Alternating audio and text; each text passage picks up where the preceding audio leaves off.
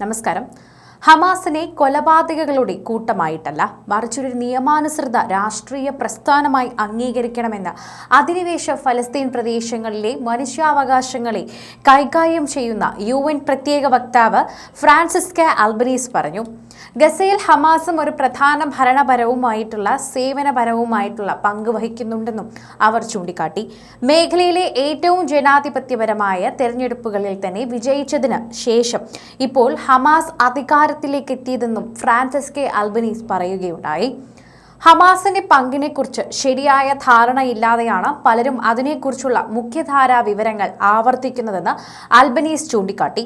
Hamas സ്കൂളുകൾ, പൊതുസ്ഥാപനങ്ങൾ, ആശുപത്രികൾ എന്നിവ സ്ഥാപിച്ചിട്ടുണ്ടെന്നും ഗസയിൽ യഥാർത്ഥ അധികാരിയായി സ്വയം നിലകൊള്ളുന്നുണ്ടെന്നും അവർ എടുത്തു പറയുന്നു.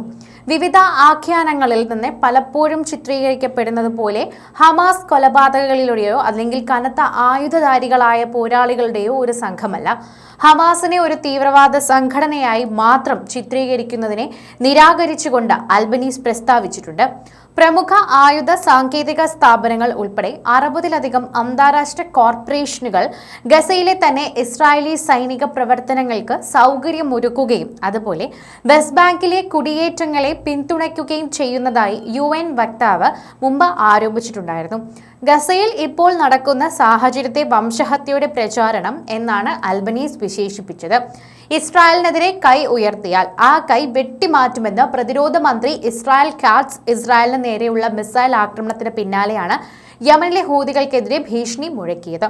ഇസ്രായേലിനെതിരെ വെടിയുതിർക്കാനുള്ള ഓരോ ശ്രമത്തിനും ഹൂതികൾ വലിയ വില നൽകേണ്ടി വരും എന്ന് പറയുന്നു. ഞങ്ങൾ വ്യോമ നാവിക ഉപരോധം ഏർപ്പെടുത്തുകയാണെന്നും അതവർക്ക് വളരെയധികം ദോഷം ചെയ്യുമെന്നും ഇന്ന് രാവിലെ ഞങ്ങൾ അടിസ്ഥാന സൗകര്യങ്ങളിലും ഊർജ്ജ കേന്ദ്രങ്ങളിലും ആക്രമണം നടത്തിയെന്നും ഇതൊരു തുടക്കം മാത്രമാണെന്നും പ്രതിരോധ മന്ത്രിയുടെ ഓഫീസ് പുറത്തിറക്കിയ പ്രസ്താവനയിൽ പറയുന്നുണ്ടായിരുന്നു. അതിനിടെ ഗസയിൽ ജെറുസലേം ക്രൈസ്തവ രൂപത നടത്തുന്ന അൽ അഹ്ലിയ ബാപ്റ്റിസ്റ്റ് ആശുപത്രിക്ക് നേരെ വീണ്ടും ഇസ്രായേൽ ബോംബാക്രമണം നടന്നു. ചികിത്സ തേടിയെത്തിയവരടക്കം 7 പേർ കൊല്ലപ്പെടുകയും ചെയ്തു. ഭക്ഷണം തേടിയെത്തിയ 24 പേരെയും കൂടി ഇസ്രായേൽ സേന വെടിവെച്ചു കൊന്നതായി ആരോഗ്യ മന്ത്രാലയം അറിയിക്കുകയും ചെയ്തിട്ടുണ്ടായിരുന്നു. ഗസ സിറ്റിയിൽ നിന്ന് ജനങ്ങളെ തുരത്തുന്നതിന്റെ ഭാഗമായി ഇസ്രായേൽ സേന ആക്രമണം വ്യാപിപ്പിച്ചു. തെക്കൻ ഗസയിലേക്ക് ഫലസ്തീനികളെ പുറന്തള്ളാനാണ് നീക്കം. ഉപരോധത്തിനിടയിലും ഇന്നലെ തമ്പുപകരണങ്ങൾ തന്നെ കടത്തിവിട്ടത് തെക്കൻ ഗസയെ കോൺസെൻട്രേഷൻ ക്യാമ്പാക്കി മാറ്റുന്നതിന്റെ ഭാഗമായാണെന്ന് ആശങ്കയുണ്ട്. യമനിലെ ഹൂതികൾ അയച്ച 2 മിസൈലുകൾ പ്രതിരോധിച്ചതായി തന്നെ ഇസ്രായേൽ അവകാശപ്പെട്ടു. ബെൻഗുരിയോൺ വിമാനത്താവളത്തിന്റെ പ്രവർത്തനം മണിക്കൂറുകൾക്ക് നിർത്തിവെക്കുകയും ചെയ്തു. ബന്ദികളുടെ മോചനത്തിന് ഹമാസുമായി കരാർ വേണമെന്നാവശ്യപ്പെട്ടുകൊണ്ട് ഇസ്രായേലിൽ വൻ പ്രക്ഷോഭവും ഉണ്ട്. പ്രതിഷേധ പരിപാടികൾ അംഗീകരിക്കാനാകില്ലെന്നാണ് നെതന്യാഹുവിന്റെ മുന്നറിയിപ്പ്. താത്കാലിക വെടിനിർത്തലിന് സന്നദ്ധമെന്ന് ഇസ്രായേൽ അറിയിക്കുകയും ചെയ്തു. അൽ അഹ്ലി ബാപ്റ്റിസ്റ്റ് ആശുപത്രിക്ക് നേരെ നടന്ന ആക്രമണത്തിൽ 7 മരണം സംഭവിച്ചു. ഇസ്രായേലിന് നേർക്ക് വീണ്ടും മിസൈലുകൾ അയച്ച് യമനിലെ ഹൂതികളുണ്ട്. യുദ്ധം അവസാനിപ്പിച്ച് ബന്ദികൾ സുരക്ഷിതമായി തിരിച്ചു കൊണ്ടുവരണമെന്നാവശ്യപ്പെട്ട് ഇസ്രായേലിൽ പ്രക്ഷോഭം വ്യാപകമായിരിക്കുകയാണ്.